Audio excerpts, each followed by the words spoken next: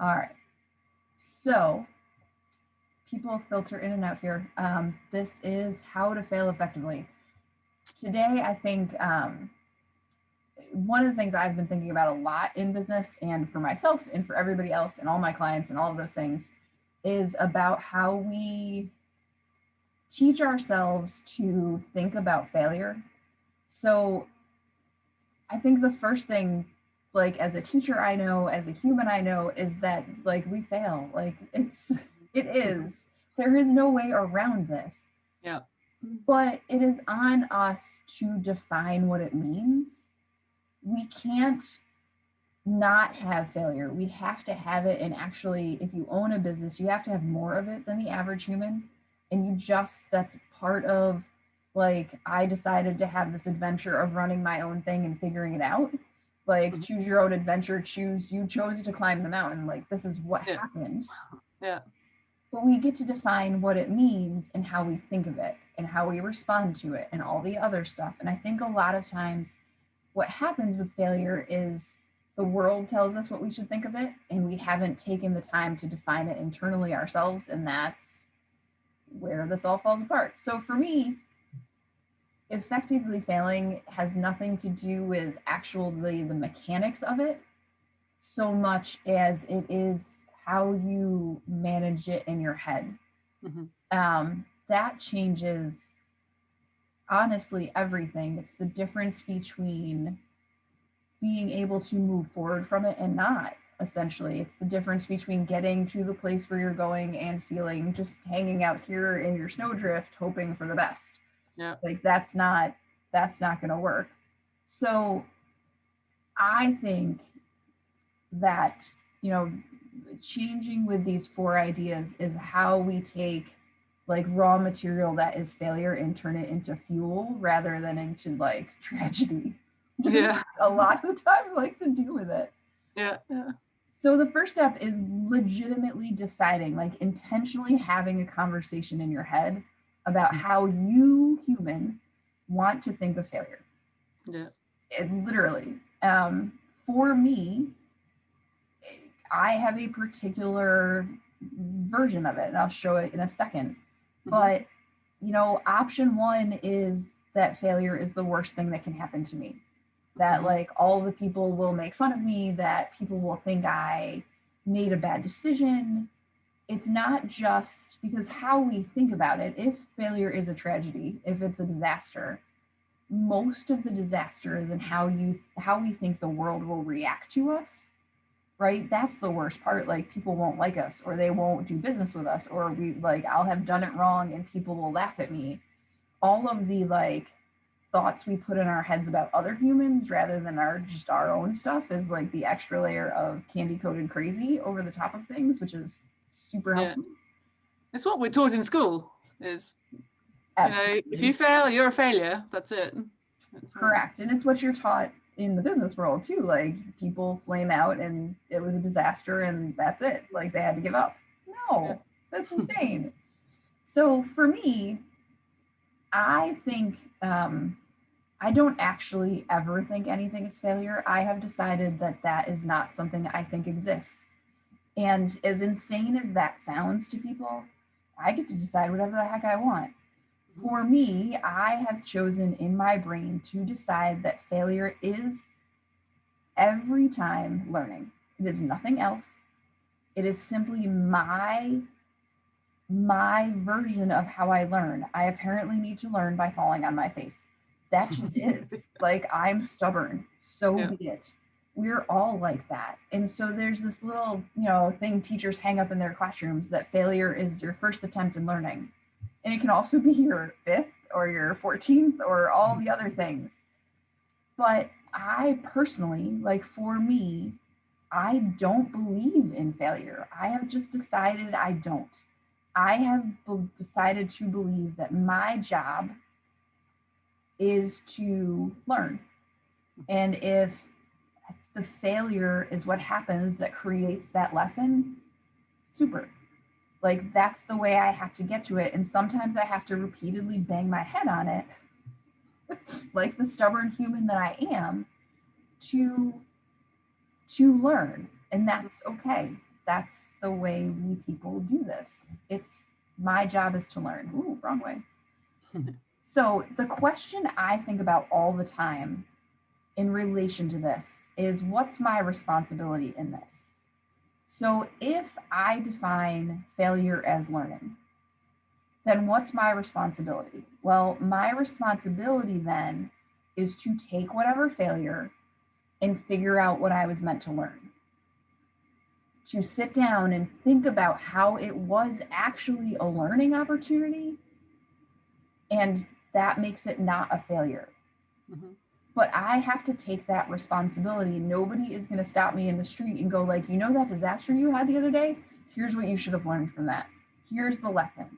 So it is my job to reach back into myself and think like, okay, that was less than ideal. What am I supposed to be learning here? And I actually think this about people too. It sounds kind of crazy in some ways, but we all have people in our lives that are challenges where you think like, wow, like how did I end up with you? Like, why am I here? Why are we doing this? But actually, what I've thought for a long time about those people is, what is this person in front of me trying to teach me? And that makes me think much kinder thoughts about them 9 times out of 10. Like, why are they in front of me on my path? What did the universe put them here for? So taking responsibility is the key here. Like, I define what I think about failure, and then I have to be responsible for living that or using that in my business. The second thing is to know that not all failures are equal. Can I do the same thing exactly the same way 10 times in a row and have all 10 of them fail? Yes. But failure number 2 is not equal to failure number 1 there. Failure number 3 is not equal to failure number 1. Because I had the option at number 1 to learn something and evolve. Some failures are more worthwhile in your business. Like, if you're trying to grow and you've decided that what you really need to do more than anything is talk to people, which is basically my definition of how I grow my business, is like talk to humans, period. Yeah. If I talk to humans and I fail in some way in that conversation, that is a more worthwhile failure than me sitting here and not talking to humans. Mm-hmm. And they're not equivalent, right? There's some failure is more valuable than others. It just is the case. And what I'd like to do is like use that to my advantage. So one of the things I do sometimes in my head is like what I think of as failure planning. Yeah. So like, if I want this outcome, so I want to learn how to do this thing, I want to be more comfortable with all the people, then what would it look like to fail miserably? And how can I do more of that? Like, what would it look like if I indeed like totally failed at talking to another human? And what would that feel like? And when that happened, would I then like actually die as a human? Would I melt? Or would I be able to carry on? Also, I think it's kind of instructive to think, okay, well, what are all the ways that this could go wrong? One of the things one of my coaches has said to me for years is the amount of ways to succeed is infinite, but the amount of ways we can fail is finite, which is like genius to me. So if I'm just trying to fail all the different ways, eventually I'm going to run out. There's a finite amount of failure available to me before success comes in. So I want to experimentally do all the failures and just get them out of the way. Like, there's something really freeing in like failure is finite. It's not going to last forever if I'm just continuing to try on all the versions in the closet. I mean, it kind of sucks on some level that you're going to do that, but you can only do it so many different ways. And then when you are really thinking about learning from it, when you repeat one of them, you think like, oh, wait. I've done this like this before. I know this doesn't work. Let me try something else. And it's like, oh, here it is. and that recognition clicks in. We've all done that where you're like, wait, I'm not going to do this way again. Hold on. Let me figure this out. So it is it's half like science experiment and half planning. Because if you know what that failure is going to look like, okay, so if I fail at talking to humans, maybe the human that I met that I don't really know will laugh at me. Well, actually, I don't really care what that guy thinks of me anyways. Okay, let him laugh. Cool, means he's probably not my person, and I learned something about who my people are. Hooray! I can get things out of it. The third thing is really just flat out failing. Like this is the thing. We do step 1 where we decide what we think of it. We do step 2 where we plan all this stuff. And then we get to the let me go take the risk. And it's like, I'd rather not, thanks. That seems horrendous. But it's 50-50, right? Like, there's a 50% chance that anything you do will work. Mm-hmm. That's a pretty fair percentage. Like, I would take that on just about anything. Like, if every time I bought a lottery ticket that was 50-50, game, right? And the lottery here, my husband was so excited last week, was $1 billion. And we did not win. It was not 50-50 at all. But the only way really to get the learning, so here's what we do in our brains. We think, okay, I am going to learn from failure. I'm going to plan all the ways, and then I'm just going to learn from my plan, because that is much less painful than actually doing the failing to learn.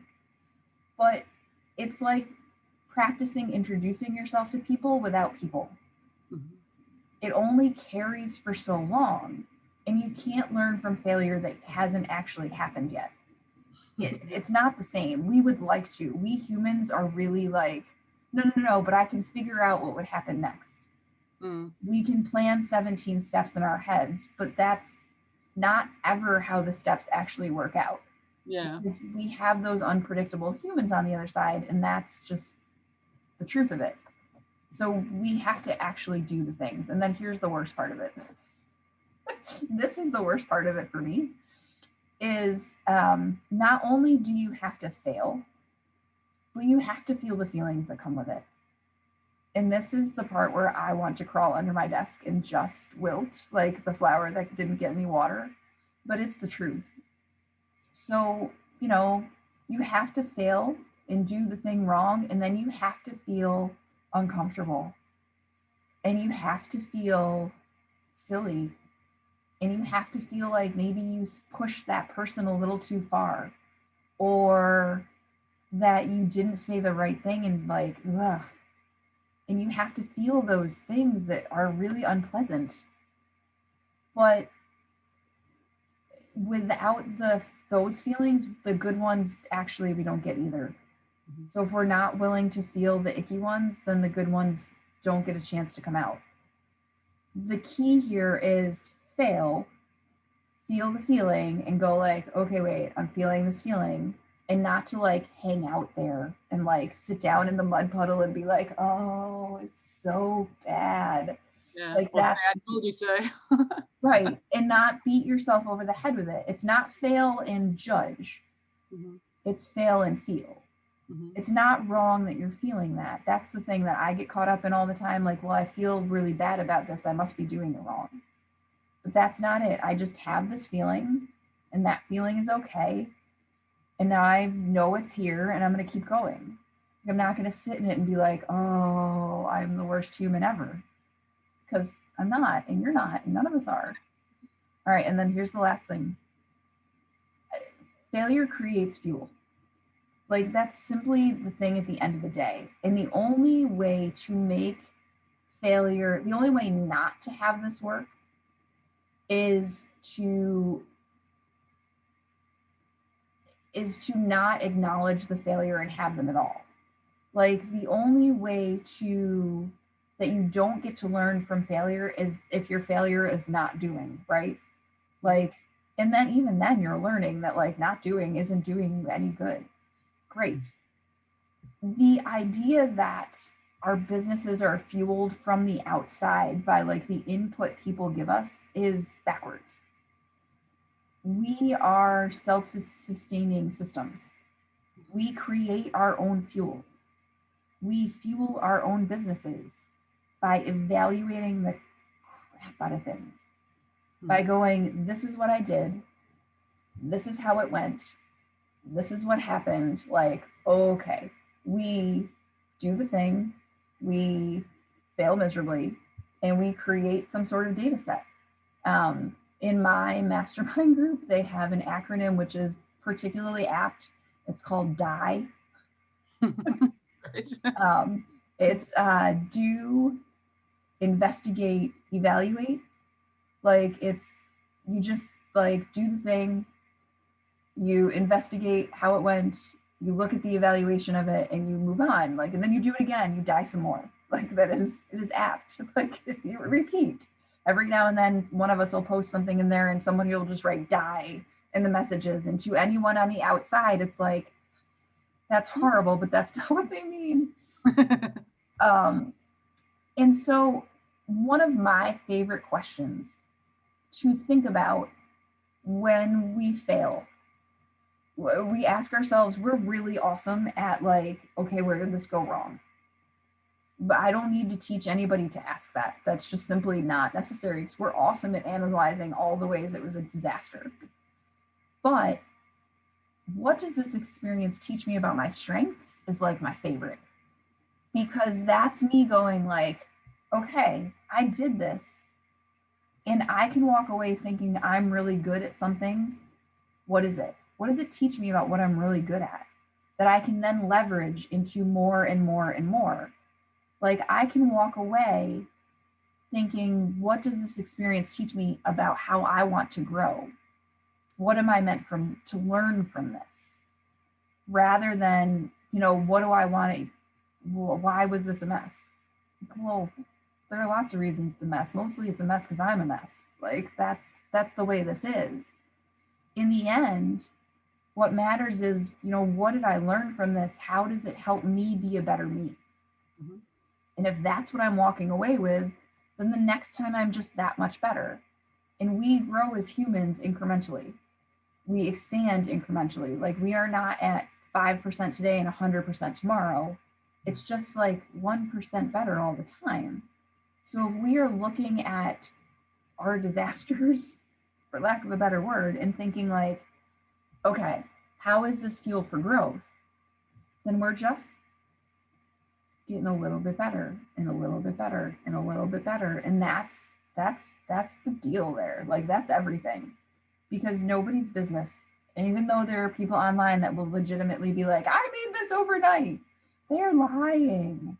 They're right up there for me with people that were like, pregnancies are always magical. Also lies. Like, I have 2 kids. I love them both, but and then there is sort of a sideways number 5 here. But I do think that this is like the bonus step that we don't do for ourselves. I think we should celebrate failures. I really do. Not in the like, oh my gosh, I'm amazing, I fell apart, kind of like smart ass way. More like, yes, look at me, I did this thing, and even though it didn't work, I learned a lot. Like, I'm going to celebrate the fact that I stepped out, I did it anyways, and it worked poorly, and I'm still going to do it again. Like, that, we deserve the pats on the backs for that. We don't deserve to then be like, oh, now I have to figure out how to do it again. No, it's like, go me. I'm going to keep going because I did the scary thing and I'm okay. And that's it. Like, that's the jam. So before I go, and I have space for questions, but this is just all the different ways to get to me if you need to get to me, since some of this goes to email. That is all the things. So tell me, I'm going to stop.